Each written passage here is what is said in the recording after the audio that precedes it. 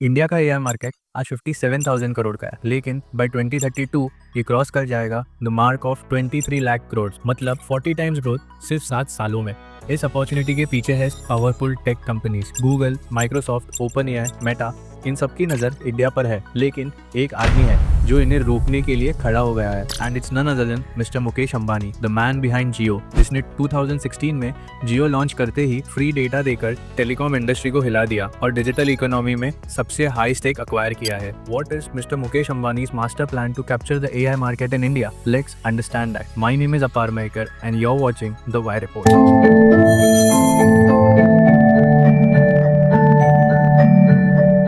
The story starts with a big announcement.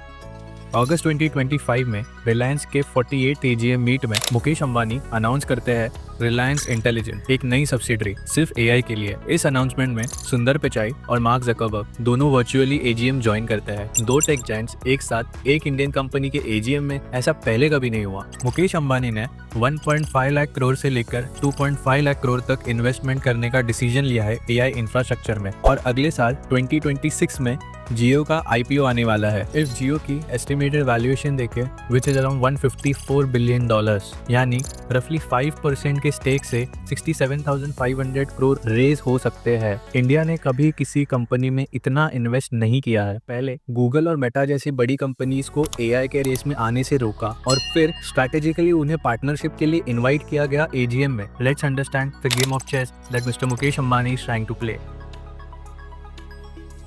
Reliance intelligence Jamnagar Gujarat में बना रहे हैं दुनिया का सबसे बड़ा एआई डेटा सेंटर विद 3 गीगावाट कैपेसिटी। इसकी स्केल समझने के लिए मैं आपको एक कंपैरिजन देता हूँ। माइक्रोसॉफ्ट का वर्जीनिया डेटा सेंटर सिर्फ 600 मेगावाट्स का है, मतलब रिलायंस उससे 5 गुना बड़ा डेटा सेंटर बनाने का प्लान कर रहा है। इस डेटा सेंटर की यूनिकनेस है कि ये 100% ग्रीन एनर्जी से पावर होगा, जैसे सोलर, विंड, हाइड्रोजन एक्सेट्रा। सबसे सस्टेनेबल और कॉस्ट एफिशिएंट भी होगा। अब आते हैं पार्टनरशिप मास्टर मूव्स पे। गूगल के साथ रिलायंस इंडिया में डेडिकेटेड एआई क्लाउड रीजन बनाना चाहता है। इंडियन डेटा इंडिया में ही रहेगा, ये है डेटा सॉवरेनिटी। मेटा एआई के साथ $96 मिलियन की डील लामा एआई प्लेटफॉर्म जियो के थ्रू अफोर्डेबल रेट्स पर प्रोवाइड करने के लिए। ओपन एआई के साथ चैट GPT को इंडिया में रिड्यूस कॉस्ट पर लाने की बातचीत शुरू हो चुकी है। स्ट्रैटेजी काफी सिंपल है, टेक्नोलॉजी ग्लोब से लो, इंफ्रास्ट्रक्चर इंडिया में बनाओ। जियो के पास 500 मिलियन प्लस यूजर्स है, जिसका मतलब उनके पास है रेडीमेड डिस्ट्रीब्यूशन। कोई भी एआई प्रोडक्ट लॉन्च हो, अंबानी के पास इंडिया की आधी पॉपुलेशन तक इंस्टेंट रीच है। लेकिन इस एआई डेवलपमेंट के पीछे मुकेश अंबानी का विजन क्या है और ये इस विजन को अचीव कैसे करेंगे?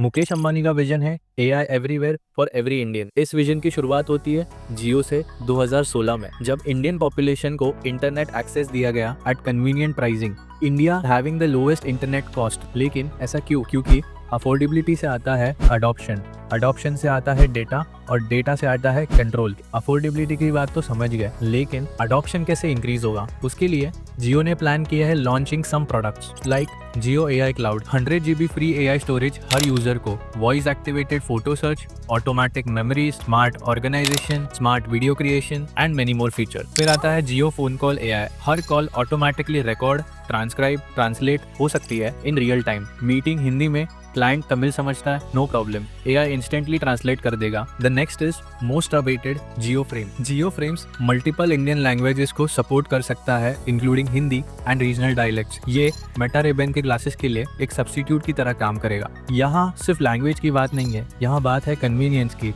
उन इंडियन रेसिडेंट्स के लिए जो अपने मदर टंग में बात करना प्रेफर करते हैं। एंड ये जियो फ्रेम्स इजीली जियो के एआई क्लाउड पर इंटीग्रेट हो सकते हैं। The next one is Jio brain, 500 plus AI tools business के लिए, demand forecasting, fraud detection, analytic. Reliance retail use कर रहा है, 30 to 40% एफिशिएंसी इंप्रूवमेंट दे देगा एंड एक्चुअल में small and medium size business को हेल्प कर सकता है। And finally the most revolutionary product is the Jio PC. Jio PC देगा क्लाउड कंप्यूटर एक्सेस आपको अपने टीवी पे सिर्फ एक सेटअप बॉक्स की मदद से। बस एक कीबोर्ड और माउस प्लग इन कर दीजिए और आपका एक फुल्ली फंक्शनल डेस्कटॉप रेडी है। इस बिजनेस मॉडल का बेस्ट पार्ट ये है कि जियो इसका एक सब्सक्रिप्शन मॉडल प्रोवाइड करता है for 599 plus taxes a month, 3 साल के लिए। इनका एक और गोल ये भी है IIT बॉम्बे और IISc से पार्टनरशिप की है, क्योंकि उन्हें 1 मिलियन एआई डेवलपर्स को ट्रेन करना है, और जब 2026 में IPO आ जाएगा तो वो फ्यूल करेगा इस इकोसिस्टम को। और देगा एक रॉकेट स्पीड। लेकिन क्या यह प्लान काम करेगा? क्या अंबानी, मेटा और गूगल को बीट कर पाएंगे? फैक्ट्स तो ये है कि गूगल और मेटा के पास डेकेड्स का एआई रिसर्च कैपिटल और डोमिनेंस है ग्लोबल लेवल पे, लेकिन रिलायंस के पास है 500 मिलियन यूजर्स का trust, ground distribution, local language understanding and government support. 2016 में भी जब रिलायंस ने जियो लॉन्च किया था तब किसी को ये भरोसा नहीं था कि जियो आज इंडिया के टेलीकॉम बिजनेस में मार्केट शेयर लीड करेगा, लेकिन उन्होंने ये कर दिखाया। Similarly this is the stage of AI where Mukesh Ambani is trying to play big bets. ये सिर्फ एक बिजनेस नहीं है, बात है इंडिया की डिजिटल सॉवरेनिटी की, इंडिया का डेटा इंडिया में रखने की। इंडिया का डेटा अगर फॉरेन हैंड्स में चला गया तो कंट्रोल भी उसका फॉरेन हैंड्स में ही जाएगा, और रिलायंस ये होने देना नहीं चाहता। इसलिए Reliance intelligence is playing a big bet on India's AI revolution. Bottom line ये है कि मुकेश अंबानी 2.5 लाख करोड़ का बेट लगा रहे हैं। AI इंफ्रास्ट्रक्चर, प्रोडक्ट्स, पार्टनरशिप सब अलाइन हो रहा है, और यही चीज अगले 3 से 5 साल में इंडिया की स्टोरी डिफाइन करेगी, और रिलायंस उस स्टोरी का मेन कैरेक्टर बनने की पूरी कोशिश कर रहा है। ग्रोसरी से हॉस्पिटल, फार्मिंग से लेके गवर्नमेंट तक हर जगह AI यूज होगा, and it will be powered by Reliance industries is what mister Mukesh Ambani feels like. This is how Reliance is trying to make India a super power in AI intelligence. If you like this story, make sure you like, subscribe and comment about what are your opinions about this whole scenario. Thank you for watching The Wire Report.